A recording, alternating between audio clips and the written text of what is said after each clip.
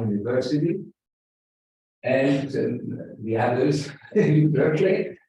And he's going to talk about superintegral system and representation theory. Change that. The floor is yours, Nicolai. Actually, yes, I didn't change the title. It's just it's a mistake. I was thinking about representation theory, and I mean, it's the second title. Let's put it this way. So here's the plan. So first I will talk about classical superintegrability, and then quantum integrability, and actually it will be also superintegrability. The simplest example, I think everybody knows this, but just maybe not everybody. So the simplest example of a quantum superintegrable system is the hydrogen atom, the model of the hydrogen atom. And then after this introduction, I will focus on quantum spin calogera Mother chains, and then we will see that somehow this integrable quantum systems are closely related to well-known subject to two-dimensional Yang-Mills theory. So we'll see how it happens, and then I will discuss some other directions. So this project is part of an ongoing project with Jasper Stockman. I think I mentioned it here. So, and also, well, since Misha already said a few words about how he met John, so I should also continue this tradition. So I think, John, I don't know, you can correct me, but I think we first met 32 years ago. Sounds in 1990 at one of the conferences. Sounds reasonable. So, and then most remarkable meeting was in Charles de Gaulle Airport. Yes, I remember that. I don't remember where I was flying to, and I don't remember where John was flying to, but we just met there waiting for the plane. So, okay, so now let's start. Sure. So first, I will introduce the notion of classical superintegrability. But of course, I'm talking in Montreal, so I should have put here instead of ... the name of Paul Winternitz.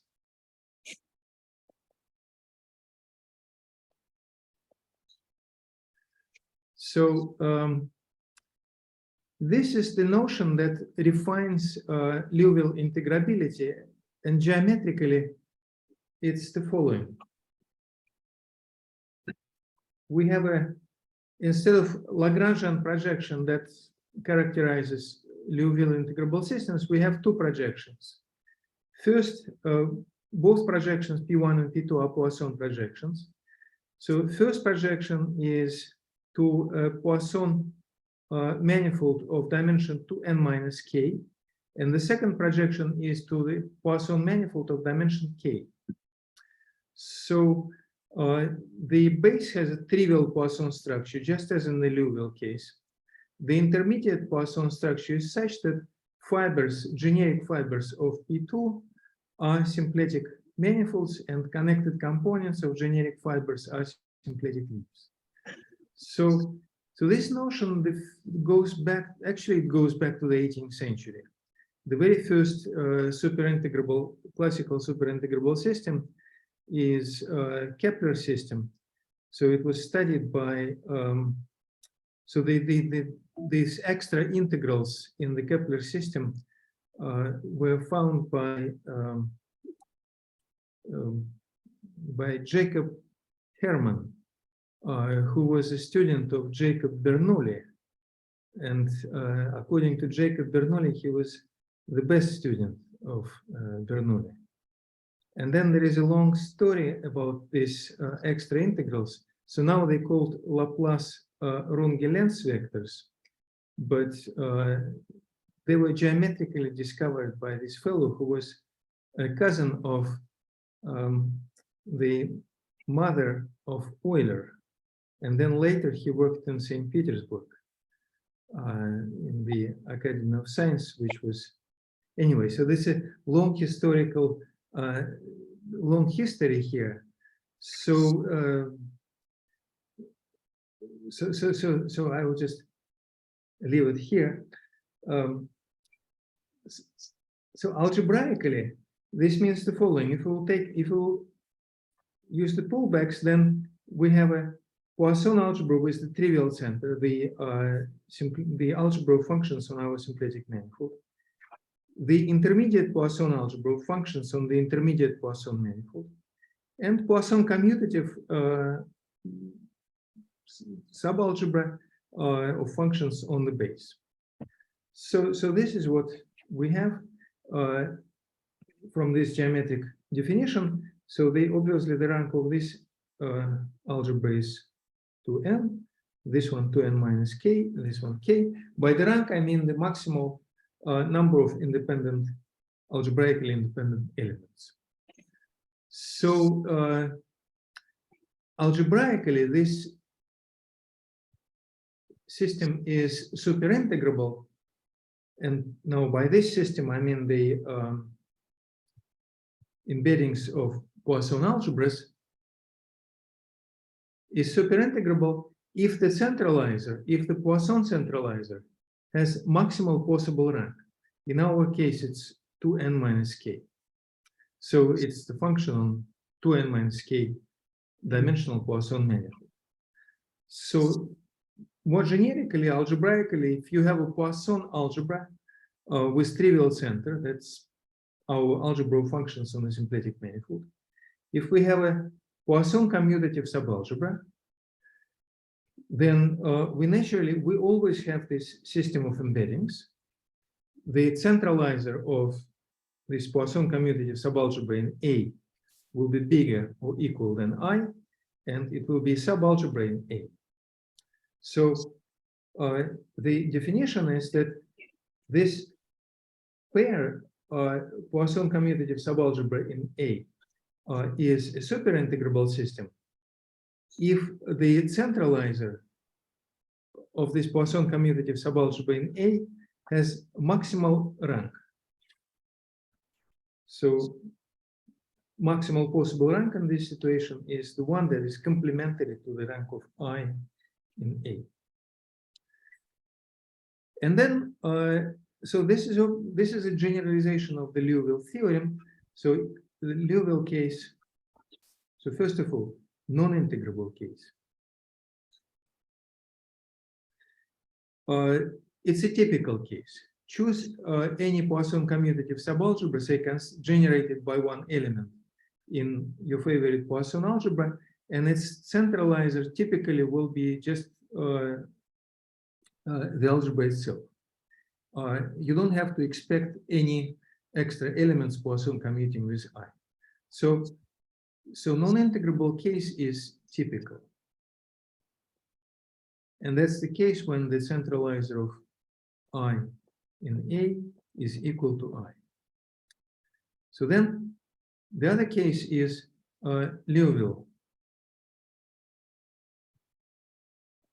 In this case, rank of I is equal to rank of A over 2.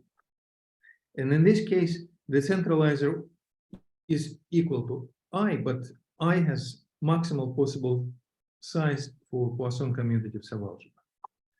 So the theorem that I'm going to explain now, it's a version of the Liouville theorem in this setup, in the setup of superintegrable systems.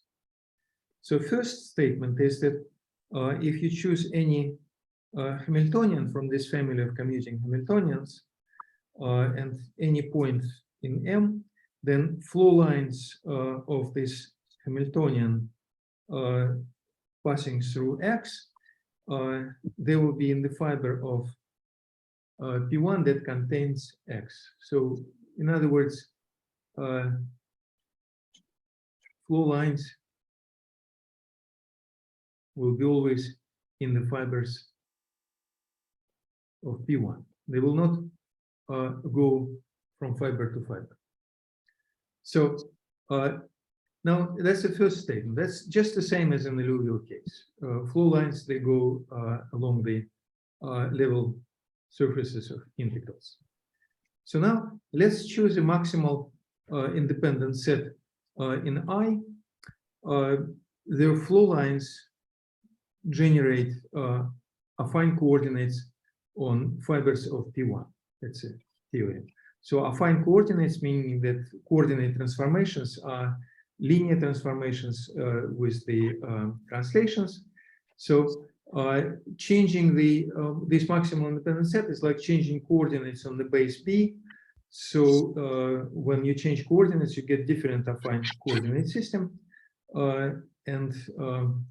So as a result, you have the this pair. These are the action. So this is the action. These are the angle coordinates. Now each fiber of P1 is isomorphic to the product of some copy of Rn and a torus. That's just the same as in the Liouville theorem. It's just purely topological statement coming from the toric action of the this maximal of this Poisson commutative subalgebra. And then the most important thing is that now in the Liouville case there is only this term. So action angle variables, they give Darboux coordinates for our Poisson, for our symplectic manifold M. So now it's not the case. So they give partial Darboux coordinates. So now we have these projections, and here the fibers are connected components of fibers are symplectic leaves. So each symplectic leaf has its own symplectic structure, and that's exactly this missing piece omega k. So the dimension of fibers here is 2 generic fibers is 2n minus 2k, and so this is this kind of strange description of the symplectic form. We can say that action angle variables in this case are partial Darboux coordinates. Okay, so so now if we fix a Hamiltonian in our Poisson commutative subalgebra, then just as in the Liouville case, the flow lines of the corresponding Hamiltonian vector field are linear in angle coordinates, and so the evolution is in these coordinates is given by this formula. So all we have to do if we want to solve these dynamics is to have a way how to describe action angle variables. And of course, this is the technicality where the devil is sitting. So it's difficult to do this. But that's the main feature of these integrable systems that can be integrated using representation theory, using Lie algebra. In all these systems, there is an algebraic way to construct action angle variables. And so you don't have to solve differential equations. Analysis is replaced by algebra and geometry. So if k equals n, so this in these projections, that's the case of the Liouville theorem, and maybe I can try a trick. Oh, oops.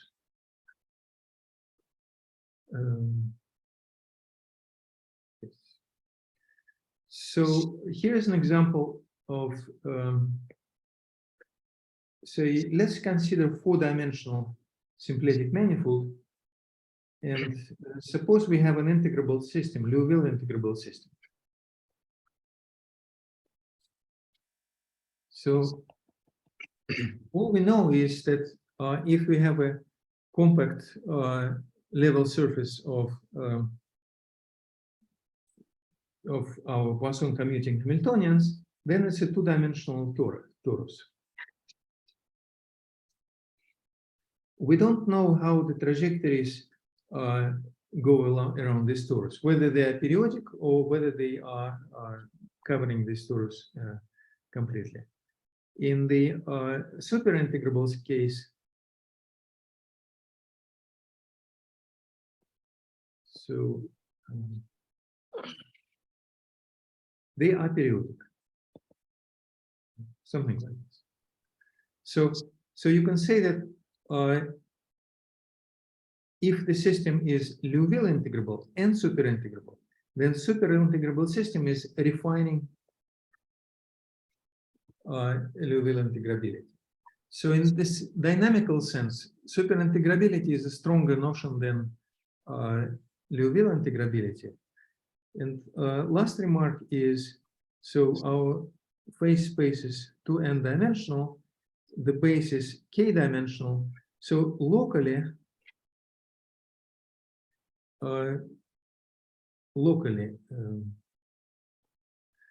and we can represent M2n as some kind of phase space, reduced phase space, which is 2k dimensional and 2n minus 2k dimensional piece. So here we have dynamics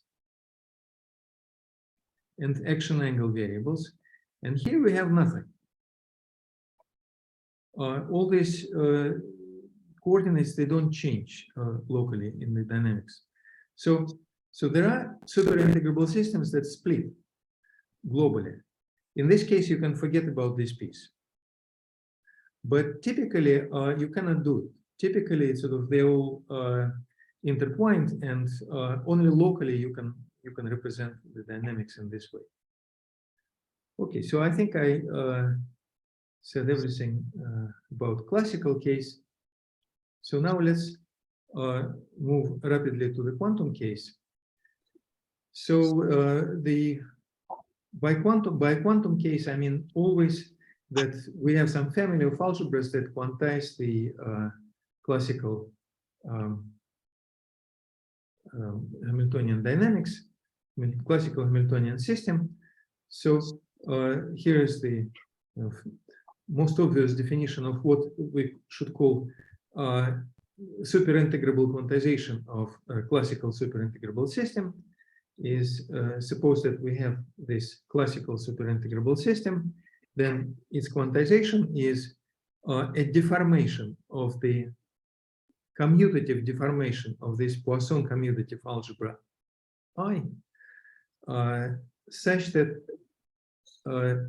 so now it's a subalgebra inside this quantum algebra, such that its centralizer is a deformation quantization of this intermediate Poisson algebra and is maximal in our quantized algebra of functions.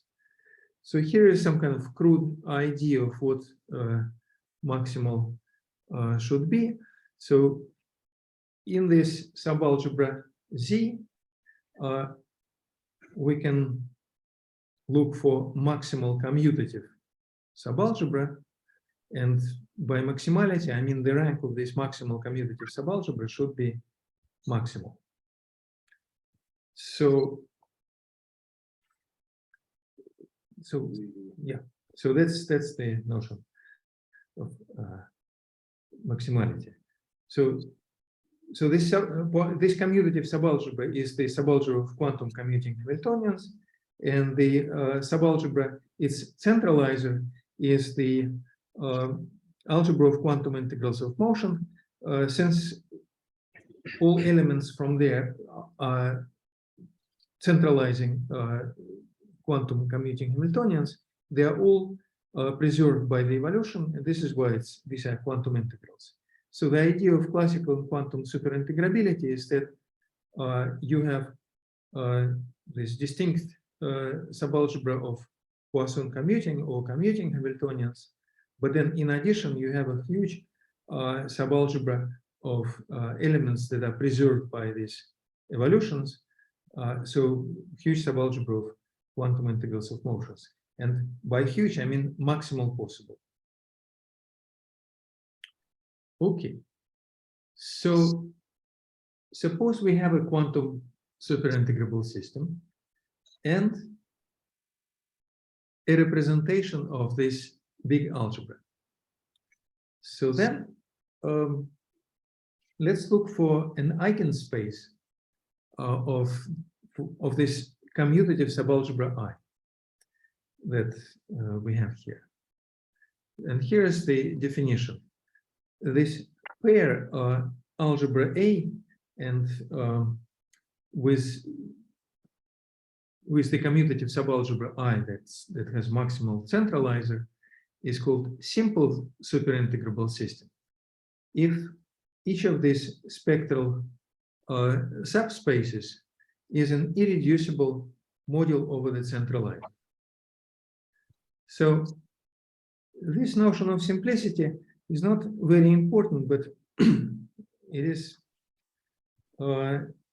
is important in some sense. It's like irreducibility. So this is a quantum version of the property that the fibers of the second projection are connected. In other words, fibers of the second projection are symplectic leaves, not just connected components are symplectic leaves. So the next notion after this simplicity would be semi-simplicity, when this is a direct sum of finitely many reducible representations and so on. Okay, so we have the notion of quantum superintegrable system, we have the notion of simple quantum superintegrable system. And now let's look at the kind of historically first quantum superintegrable system. That's the Bohr model of the hydrogen atom. So in this case, the algebra A is the algebra of differential operators depending on H. So momentum is represented by minus IH ddqj as usual. So we have the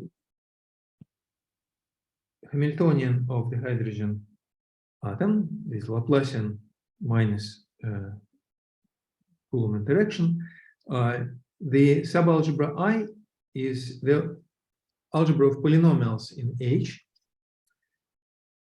And then the next theorem can be attributed to Fock and Pauli. Basically, they did everything that's necessary.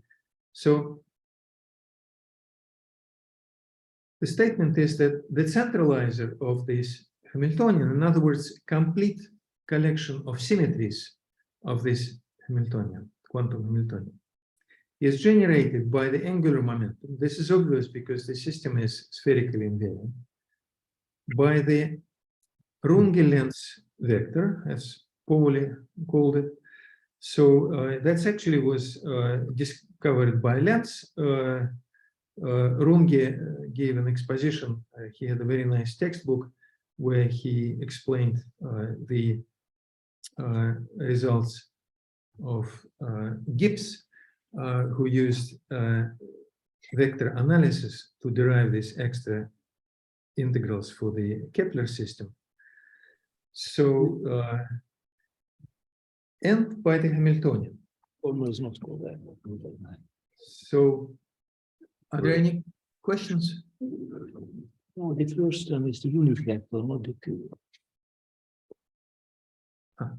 Okay, so it's generated by 7 generators, and there are 2 extra relations. So with these defining relations, and the 2 extra relations, so they vector is also. sorry, what is the question? I think maybe there's a mistake in one of the forms, and when you give the Runge lens vector.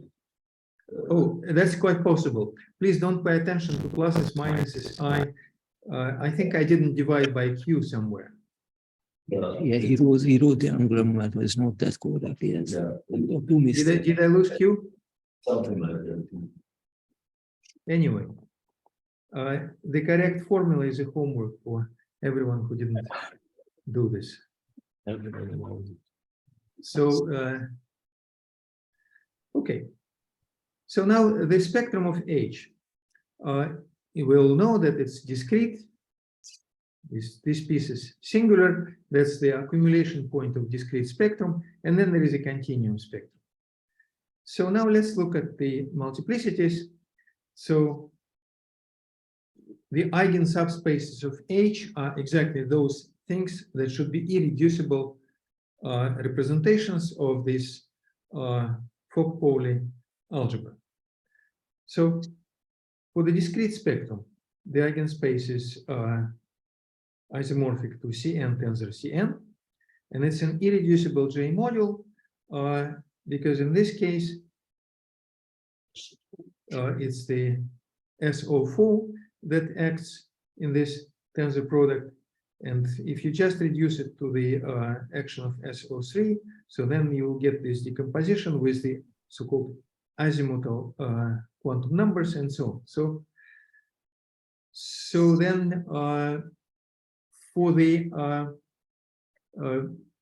zero energy level, it's also an irreducible J module, which is module over E3 over the Lie algebra of three-dimensional Euclidean motions, and then same goes to the positive spectrum.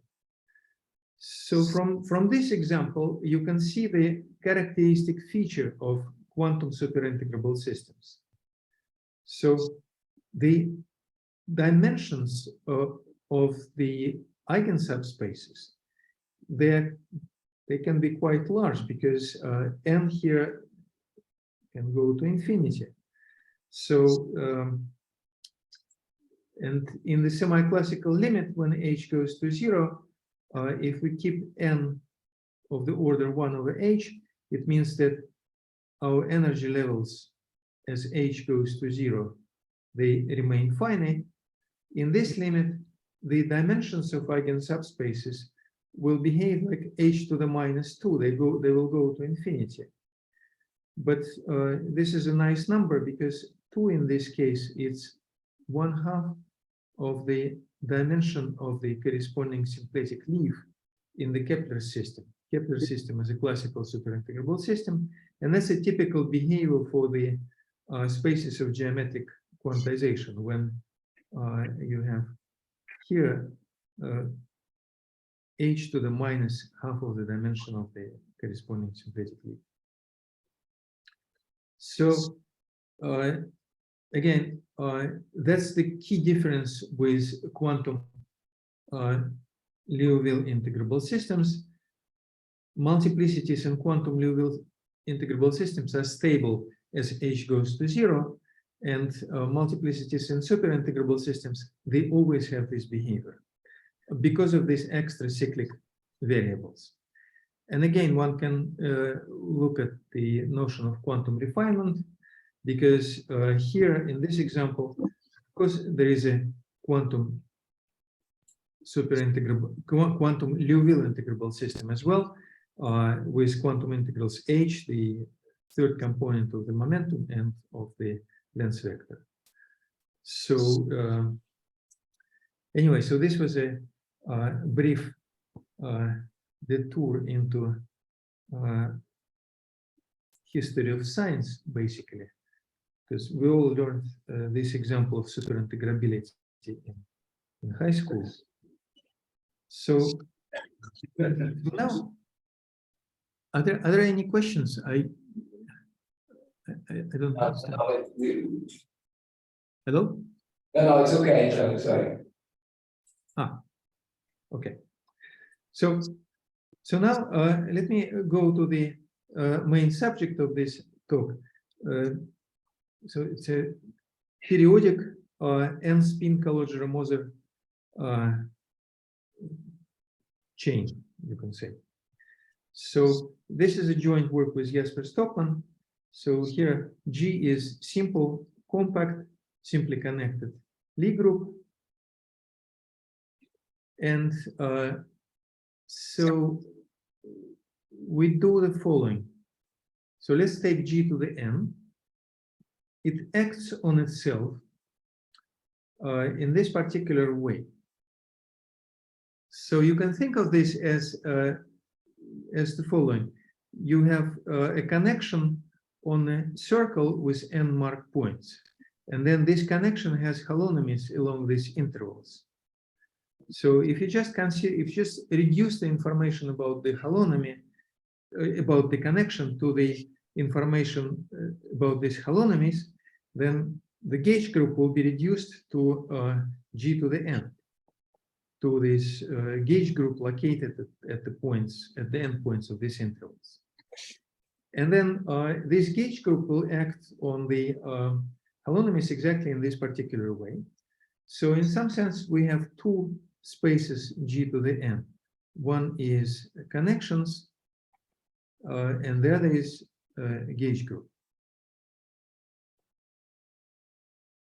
So if you don't want to have this analogy with the gauge group, then it's just the following.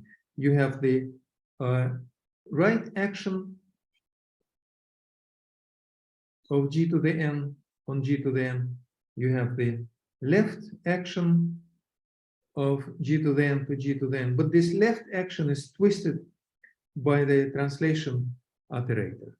So you can think of this as a kind of twisted conjugation action. Okay, so for the Lie algebra of our group, we have a natural quantum moment map that is just because the Lie group acts on this space G to the N. We have a Lie algebra homomorphism from the Lie algebra of our Lie group to the algebra of vector fields on G to the N. So here, mu left, mu right are corresponding moment maps for the left and right multiplication. And T is the cyclic shift, the one that I already mentioned.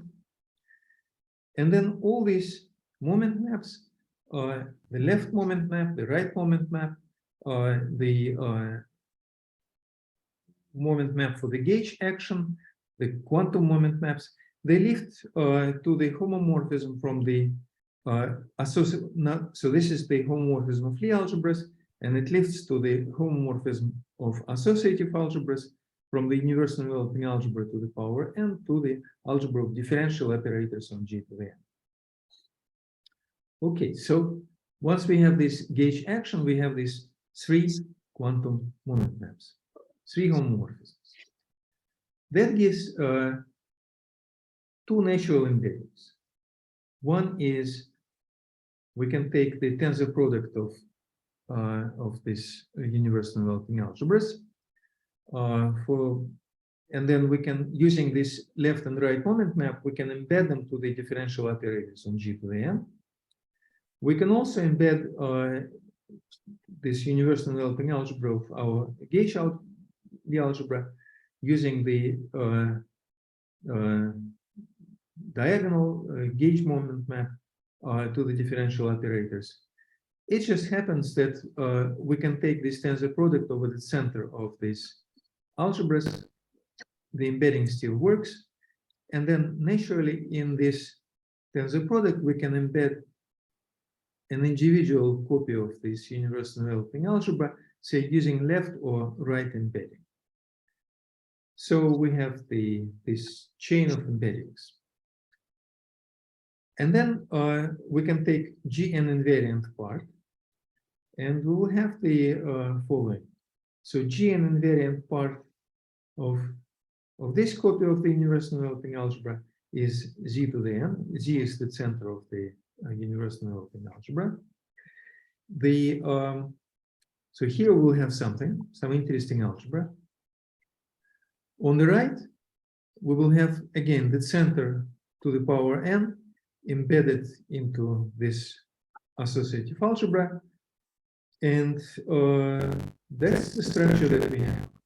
differential operators on G to the n, this strange associative subalgebra. In this associative subalgebra, we have the commutative subalgebra. And then what can we do with this? I'll tell you what we can we do with this. But why this is all happening? Of course, you have natural question. What does it all mean? So it's difficult to explain the true meaning of this using Lie algebras and universal developing algebras. The true meaning of this is much clear if you use the moduli space of flat connections on a surface and its quantized version. So then all these constructions will be very natural, but this would take longer. I don't think I would be able to explain it the right time. So, okay, so now what we do is we want to have a quantum integrable, superintegrable system. So let's evaluate this z to the n on this central character of this tensor product to evaluate this center to using these weights. As a result, instead of differential G invariant, gauge invariant differential operators, we will have this algebra. It's the differential operators on G to the n, tensor product with the endomorphisms of our finite dimensional irreducible representations, and then we take Gn invariant part. So Gn invariant parts in the appropriate sense. So then we have now we are very close to superintegrability. So now we have these subalgebras. So we have the big algebra A mu. Mu is for these central characters. So then we have an intermediate subalgebra. Again, it's determined by these central characters, and then we have a commutative subalgebra in it. So this is exactly the commutative subalgebra. As we will see, it's centralizer and the big algebra A. So you may ask if A is a quantization of something. The answer is yes. A mu quantizes symplectic leaf that depends on n coadjoint orbits in T star G to the n over G to the n. And this symplectic leaf is obtained by the standard Hamiltonian reduction procedure. So this fits exactly into what I defined before. So now claim this is a superintegrable system. In other words, the centralizer of this commutative subalgebra in our algebra A mu is maximal. So that's in the forthcoming paper with Jesper Stockman. So now choose a representation space of A mu. So it will be the space of functions on G to the n with values in this tensor product. Mistake. So this talk is conceptually absolutely correct, but some details can be wrong. Okay, so it's this. We are mapping it to the zero weight subspace. So the invariance means the gauge invariance of this kind. So if you apply the gauge transformation to the argument, the gauge transformation will come out to acting on these representation spaces, and then the function itself. And then as a consequence of this, if you evaluate this function on such elements, one everywhere and Cartan in one place, then it will be in the zero-weight subspace of the tensor product. Okay, claim that this is actually simple superintegrable system. In other words, the spectral subspaces are irreducible representations of this centralizer. Okay, so now something that's can be called gauge fixing. It's easy to check that for any element G in G to the n, there exists H such that H acting on G gives this combination. You take the monodromy, kind of the full holonomy from point I to point I along the circle. So remember that we have circle with points 1 to I. So you take full holonomy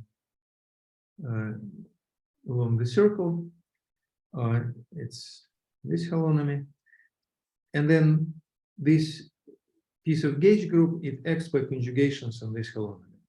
So as a consequence of this fact, we have n capital isomorphisms.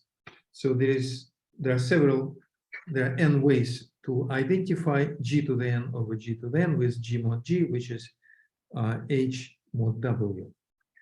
So corollary of this is that our space of where the algebra acts, remember that's this space. It's actually, it should be the equality. It's this space. So it can be now written as the space of functions on H with values in this zero-weight subspace of the tensor product, and the functions should be W invariant. It's nice because W acts here, and while group doesn't act on irreducible representations or on representations on finite dimensional representations of G, but it acts on zero-weight subspaces. So it's natural completion. So this is L2 space. So by C I meant, well, okay. By C I meant algebraic functions, matrix elements of irreducible representation. So it has a natural L2 completion. So this is the our big Hilbert space, and we have commuting Hamiltonians that are coming from this subalgebra. So naturally, this subalgebra, there is a simple fact that the center Zj is generated by homogeneous Casimers. Here, di's are exponents of the algebra G. So with d1 is always equal to 2, H2 is the Casimir C2. So you have all these Casimers. Letter K indicates in which part of the tensor product it's sitting. So and the nice fact is that so now all these Hamiltonians, they act on this space.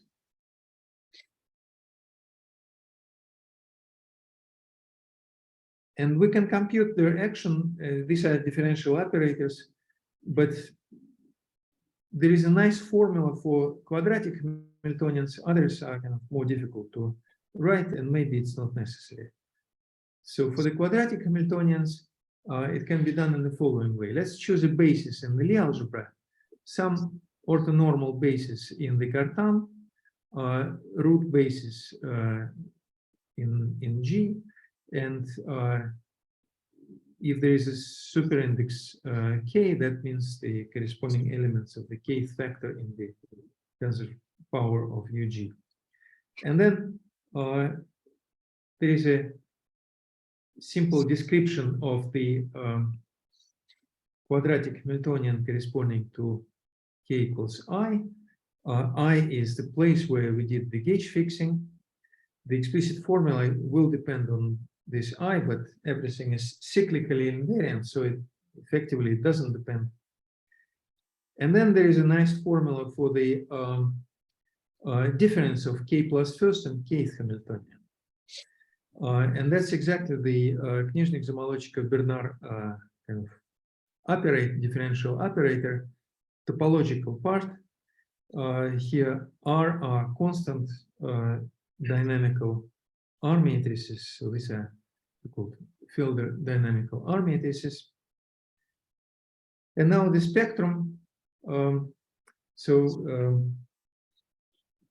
The eigenfunctions of our Hamiltonian are given by Hamiltonians given by so-called trace functions. You choose representations with highest weights, integral dominant highest weights lambda I, and choose the intertwiners like this, and then you define the function on G to the M using the representations, intertwiners, representations, intertwiners. You go around the circle and construct this function. And after gauge fixing, there are functions on H, and these are exactly the trace functions that were considered in these papers. So then it's absolutely obvious from this formula that Hamiltonians act by Casimirs, because this is an irreducible representation. If you take any central element acting as a differential operator on this function on G, it gives the value of this Casimir on lambda. So this is absolutely immediate.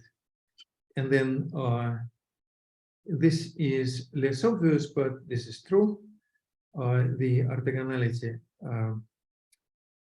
And then we have the decomposition of our space, big Hilbert space, into the joint eigensubspaces of the Hamiltonians, and these joint eigensubspaces are isomorphic to the tensor product of Hom spaces. I'm running out of time. Sorry about this. At the most interesting place.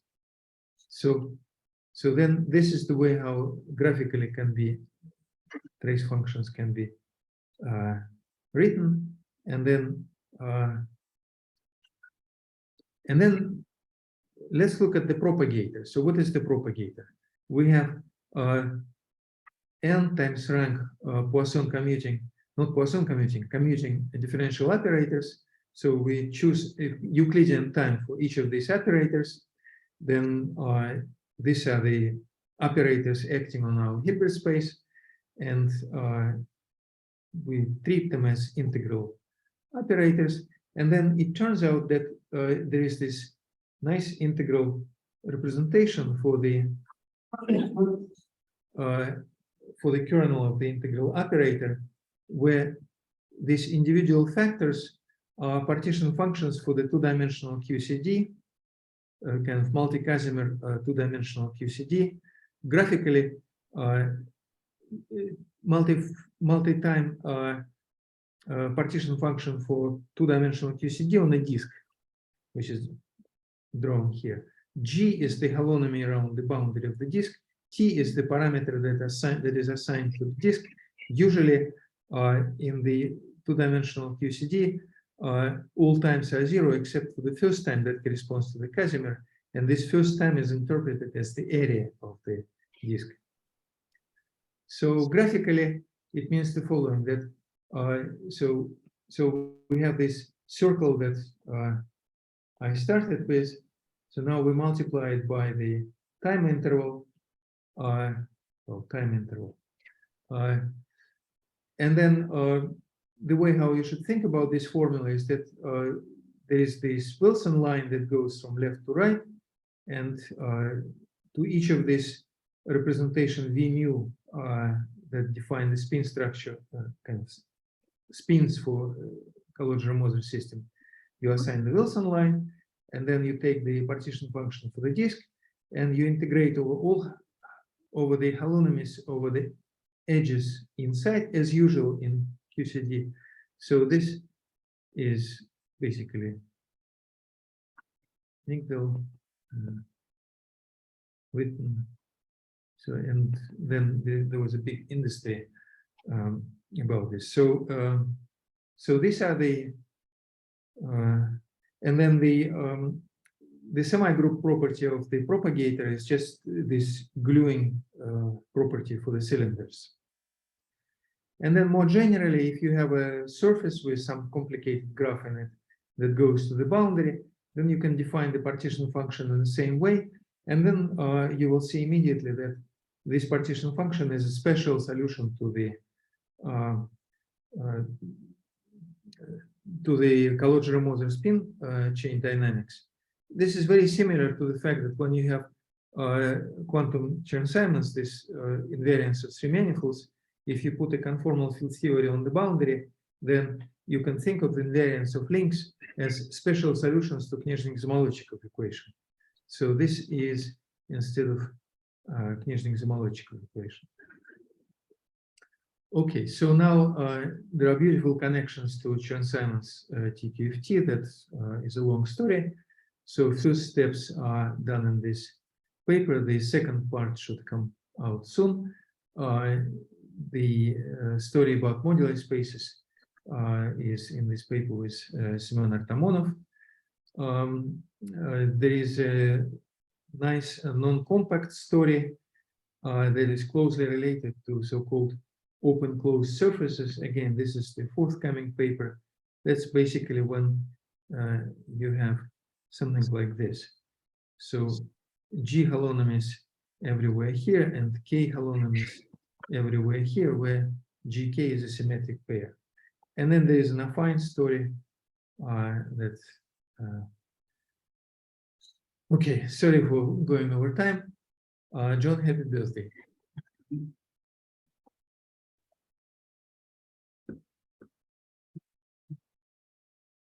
Well, thank you, Nicolai. Sorry, I realize only now that I put the talk, it's your midnight now. I thought I miscalculated the time zone. So are there any questions?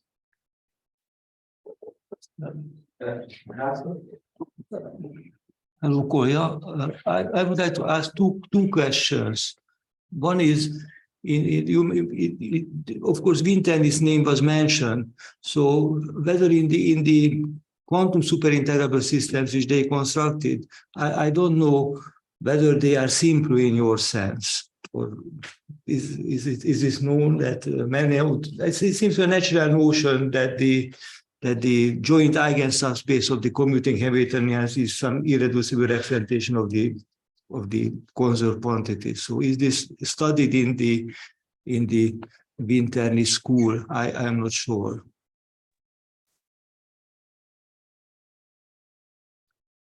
Sorry, I got disconnected. Oh, you got disconnected briefly. Okay, sorry. I guess you have to. This is the correct way to say. At what point of the question you get disconnected? Did you hear the question?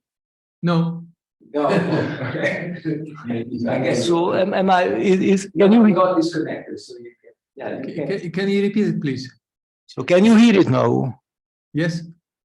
So the question is, I mean, about this notion of superintegrable system being simple. I wonder whether you mentioned the work of Vinterni, so they studied lots of quantum superintegrable systems, and yes. Are they simple or what is known about this? I don't know. Actually, this is part of my homework, is to look at this superintegrable systems that Pavel was constructing with his collaborators, and just to see what kind of representation theory is in there. Mm-hmm. But you know, this is one of the homeworks that I have, and that not completed. So the other question is, I mean, in this spin Calogero-Moser spin chain, you focus on the quantum version, mm-hmm. But there is a classical version of that. Yes. And I wonder whether it's possible to have some kind of Ruizenaz analog of this. So you start with lots of cotangent bundles for lots of copies of the group, whether to replace them by Heisenberg double and do something similar. Do you think that's possible, or this is the second Yes, question? of course it's possible.